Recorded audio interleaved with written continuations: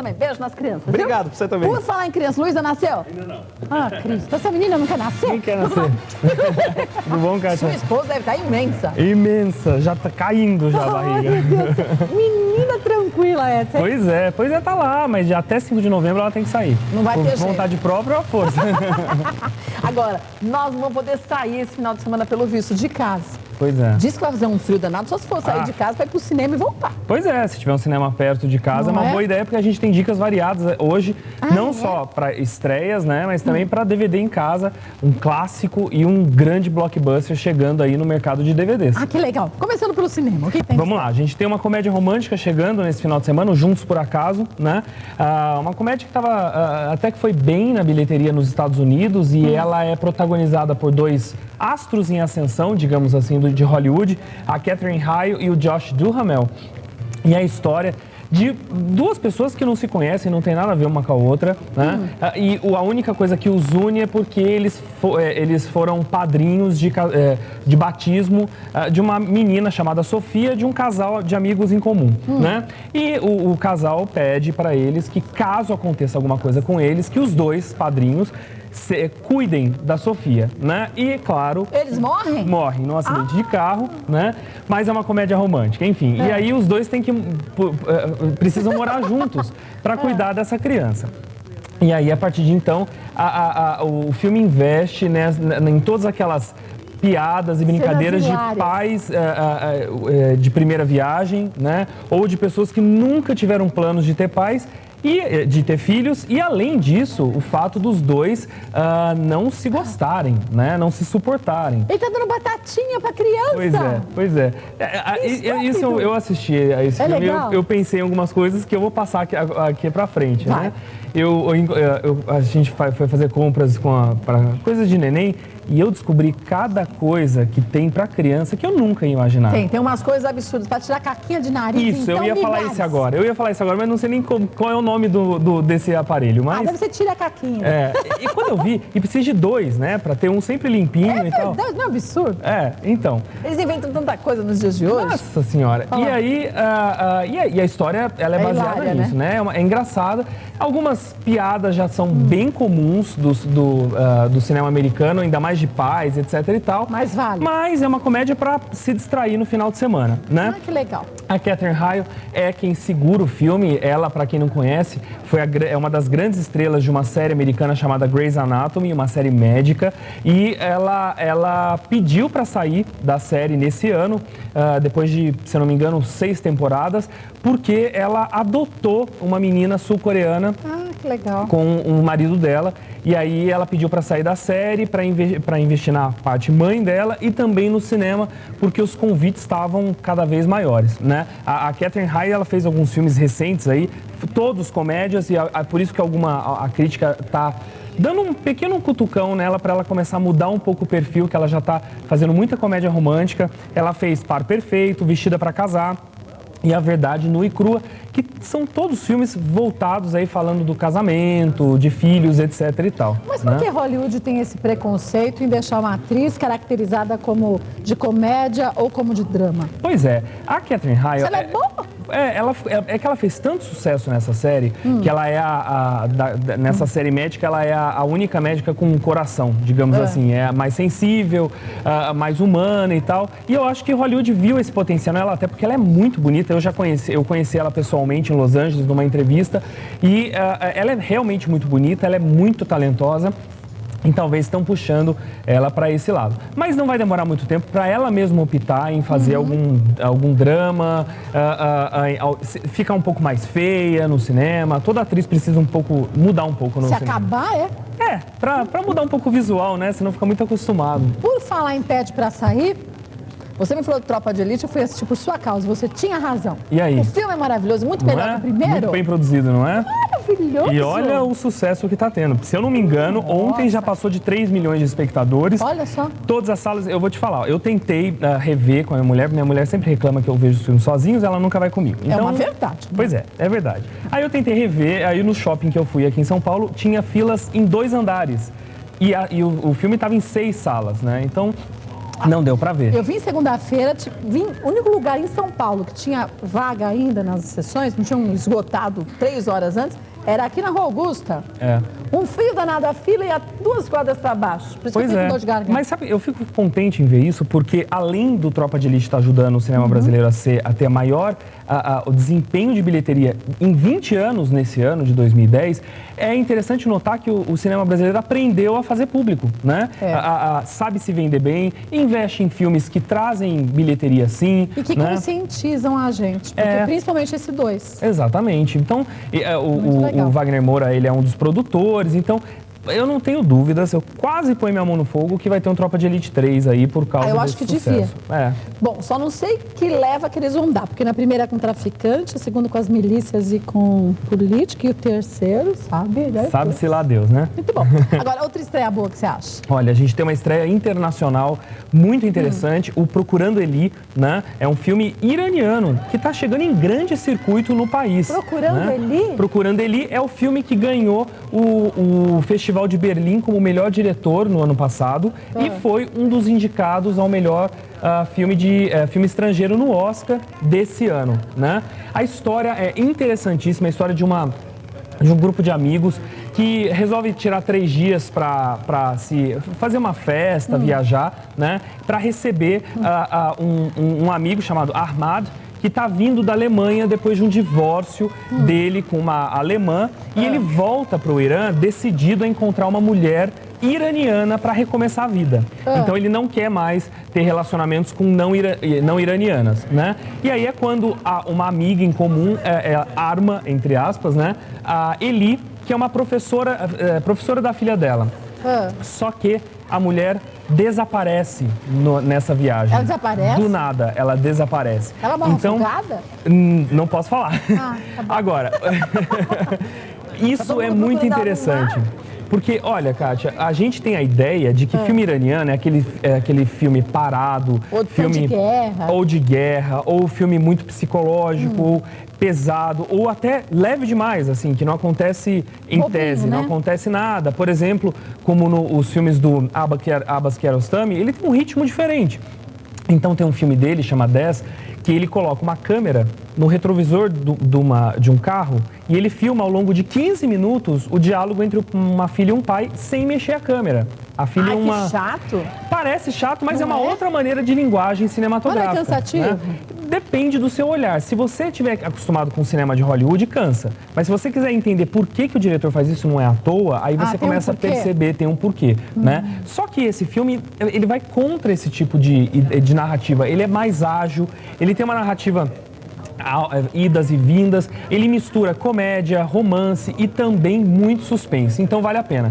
Uma curiosidade desse filme, Kátia, é que ele não foi exibido no próprio Irã, né? Por quê? O presidente iraniano Mahmoud Ahmadinejad, ele proibiu a exibição desse filme no Irã porque a atriz principal, a Taraneh Ali Dost, ela participou de um filme do Ridley Scott, recente, né, Rede de Mentiras, e o presidente iraniano não aceitou ela participar num filme de Hollywood e ela acabou até saindo do país. Só que diante de tantas premiações internacionais, o presidente do Irã fez uma pequena concessão e acabou sendo exibido em alguns festivais do Irã. Ele fingiu que não viu. É aquela coisa que sempre acontece, sabe, Pois Kátia? né? Países que tem que tem censura, não é democracia, etc e tal, não tem liberdade de expressão. Esse tipo de coisa às vezes acontece na Índia, é muito comum. Um filme que faz muito sucesso lá fora é proibido dentro da Índia, aí o governo acaba deixando porque vai pegar mal internacionalmente, né? E pega, né? E pega mal, Não né? tem jeito. E em DVD, que você falou que tem dica legal em DVD também. Olha, a gente está chegando aqui com o Homem de Ferro 2, é um lançamento para venda já, ou seja, é um pack que tem extras, conversa com os diretores, com o Jon Favreau, conversa com o Robert Downey Jr., com todo o elenco, né? Além, claro, do filme.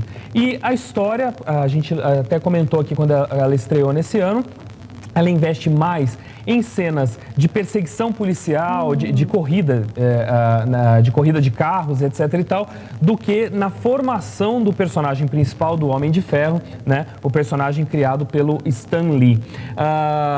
É um filme muito mais cômico também, né? O Robert Downey Jr. está muito bem, ele é um excelente ator, só que o filme recebeu críticas, porque o fato, por exemplo, de pulverizar muitos inimigos, muitos personagens e não focar no personagem principal. Além disso, alguns atores coadjuvantes foram mal explorados, segundo alguns que assistiram, e eu estou dizendo não só crítica, mas os fãs da série, né, que aqueles fanáticos que querem ver tudo direitinho dos quadrinhos para o cinema, etc. Nos mínimos detalhes, né? Por exemplo, o personagem do Mickey Rourke, que é o grande inimigo russo, né, claro, foi mal explorado, na opinião de alguns fãs, mas, apesar de tudo, o filme, ele tem excelentes cenas de ação e também de tecnologia, então são... é uma mistura boa. É uma mistura bacana, é um filme que diverte bem aí. O filme não foi tão bem, assim, de bilheteria, ele arrecadou 8,5 milhões nos seus 3 primeiros dias de exibição, não é nada ruim, mas a Paramount, o estúdio, deu um sinal amarelo com relação a essa franquia, porque eles esperavam bem mais para poder dar o sinal verde aí para o Homem de Ferro 3, né? Que provavelmente vai acontecer, porém não com tanta pressa quanto os estúdios esperavam, né? E o Mickey Rourke está com uma aparência terrível. Ele parece um monstro, Parece, né? Exatamente. Gente, tá muito esquisito. Ele fez tanta plástica, sei lá o que aconteceu com ele. Plástica, não precisou nem de maquiagem para fazer o personagem. Não, ele como bandido tá ótimo, tá horrível. Ótimo, exatamente. E uma curiosidade é que o Stan Lee, que é o criador do Homem de Ferro, ele tem uma participação no filme, ele num evento, ele cumprimenta o Homem de Ferro, né, o personagem do Robert Downey Jr., então ele aparece aí nessa cena, e vamos lembrar que o filme também tem, entre outros astros, aí o Don Cheadle, a Gwyneth Paltrow, Sam Rockwell, né, Scarlett Johansson, todas elas, que inclusive foi uma das críticas, né, Kátia? Porque eles têm grandes astros, mas eles não foram tão mal aproveitados. Outra sugestão de DVD. Legal. Olha, a gente tem uma dica de um super clássico que está chegando em edição de colecionador aí. Esta Mulher é Proibida, um filme dos anos 50, se não me engano, que tem astros, super astros, digamos assim, né? É estrelado pelo Robert Redford, a Natalie Wood, o Charles Bronson, né? E Mary Badham. Ou seja, é a história... esse é um clássico dirigido pelo Sidney Pollack, que é um dos grandes diretores americanos aí do século XX. É a história de um rapaz, de um homem, né? Que chega numa cidade do Mississippi chamada Dodson, na era da depressão americana, dos anos 20, dos anos 30, e ele chega com uma carta gigantesca de nomes para demitir de uma ferroviária, que é o que sustenta a economia dessa cidade, né? E aí, em contraponto a esse personagem, você tem a Natalie Wood, que vive uma personagem chamada Alva Starr, que é uma namorada... cai, e o vestido branco dela não suja. Não suja. Eu já vou te contar por que é isso. E nem o cintinho dela mexe, olha que beleza. Eu já vou falar por que é isso. Existe uma regra de estúdio para isso. É mesmo? E a Natalie Wood, ela faz uma namoradeira da cidade. A mulher que namora com... Ela é facilinha. Ela é fácil. É sem pis. Exatamente. E aí, quando ela encontra com esse homem, ela decide fazer uma vingança da cidade inteira contra esse cara que veio demitir as pessoas naquela cidade. Belíssimas interpretações do Redford, da Natalie Wood. Vamos lembrar que a Natalie Wood é a estrela aí do Juventude Transviada, com James Dean, né? Ou seja, um belo filme para o final de semana em edição de colecionador, o que significa bons extras, making of, bastidores, entrevistas, etc e tal. E qual é o truque? Então, do vestido é o seguinte, nessa época a gente está falando de um filme que faz parte da era de ouro de Hollywood, né? Isso significa que nessa época, os atores, eles tinham contratos fixos com os estúdios. Ou seja, eles ganhavam o mesmo valor, não importa se o filme fosse um grande fracasso ou um grande sucesso. Trabalhando ou não. Trabalhando ou não. Os estúdios ainda tinham o direito de fazer trocas entre eles, né? Entre os estúdios. Quando tem um ator que me interessa de outro estúdio, eu faço uma troca.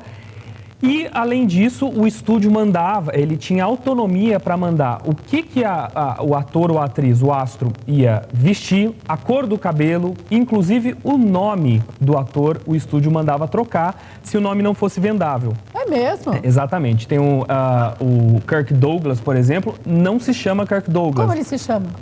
Eu não vou nem conseguir soletrar. É algo Bogdanovich, uma coisa assim. Um nome... mas também com um nome desse tinha que mudar mesmo. Exatamente. John Wayne não se chama John Wayne também. Não é John Wayne? Os estúdios mudaram o nome porque para torná-los vendáveis. E o vestido é um contraponto que se dá aos astros. Não importa a cena de ação, de tiro, de morte, eles nunca aparecem feios, sujos ou maltrapilhos, né? Porque era a era dos astros, eles que garantiam a bilheteria dos filmes. Mas como que ela ajoelhou nessas cenas todas com vestido claro e não teve uma mão? Pois é. Um põe a mão, outra põe a mão? Exatamente. Olha, basta ver, por exemplo, Superman, né? Os filmes do Superman. A Lois Lane e o Super-Homem caem, passam por dentro de fogo, caem e tal. E o cabelo tá perfeito, a roupa é impressionante, né? Mas isso era uma exigência dos astros, porque eles não poderiam aparecer feios ou... Mas peraí, se eu tô fazendo uma cena e sujo o vestido, para a cena. Vai lá, lava o vestido, seca o vestido, veste de novo. Ajoelhou, sujou, para de novo. Vai lá, lava o vestido, seca, e era passa. Assim. É assim? Exatamente, era assim. Os atores tinham... A imagem deles era o que vendia os filmes. A Marilyn Monroe, por exemplo, ela fez a Fox, ela garantiu a Fox durante décadas, né? Então, e ela jamais colocariam ela feia, com dente sujo, essas coisas, porque isso ia sujar a imagem literalmente dela, né? Mas nos dias de hoje... Mudou. Isso mudou, mas felizmente. Mas a gente até entenderia. É só passar, tem tanta forma hoje em dia, né? Técnica de você tirar a sujeira, mudar a cor da roupa. Efeitos mil. Naquela época não tinha nada disso. Nada disso. E outra, hoje em dia é bom você não ter esse tipo de coisa que se torna muito plástico e artificial. Eu estava tentando lembrar aqui do filme Monstros, né? Monstro, com a... Não é a Scarlett Johansson, eu sempre confundo com ela. A atriz sul-africana, que é uma loira lindíssima. Eu sei.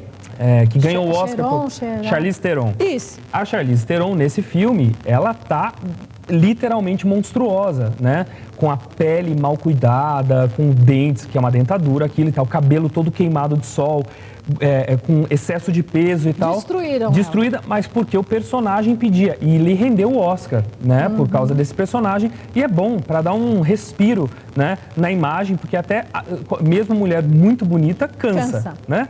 Agora, o que me mata é daquele vestido limpinho o tempo inteiro e aquele cintinho que não se mexe. Não é não? Eu ponho um cintinho, toda hora tem que ficar puxando, porque ele se mexe, ela ali abaixa, levanta. Não, e o cabelo volta, depois tá impecável, né? Quanto tempo será que eles demoravam para fazer um filme? Bastante. Filmar, e outra, nessa época, o mais importante, um dos profissionais mais importantes dos filmes era o continuista, né?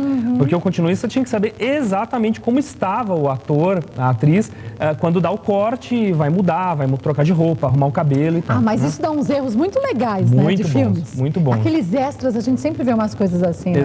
Eu me lembro, eu posso estar enganado, mas eu me lembro que uma das maiores gafes do cinema foi no filme Gladiador, quando, eu não sei se saiu em DVD, mas nos cinemas era possível ver, quando tinha uma cena numa arena, né? O gladiador, o personagem de Russell Crowe, e um avião passando no céu. Né? Isso acabou vazando, sem querer, exatamente. Naquela época não tinha nem avião, passa um avião ainda, não é? E ninguém viu, né? Ninguém notou, acabou saindo. Esses micos não dá.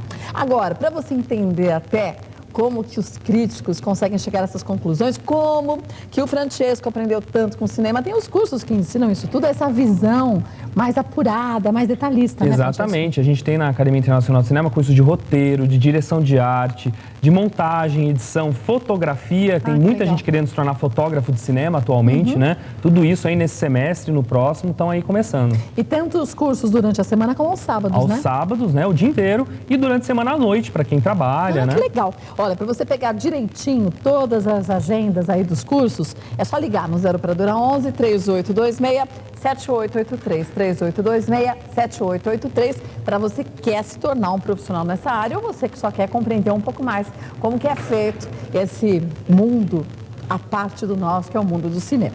Obrigada, viu? Tchau, Kátia. Um beijo. Avisa se de repente a Luísa nascer. Se não aparecer, você já sabe.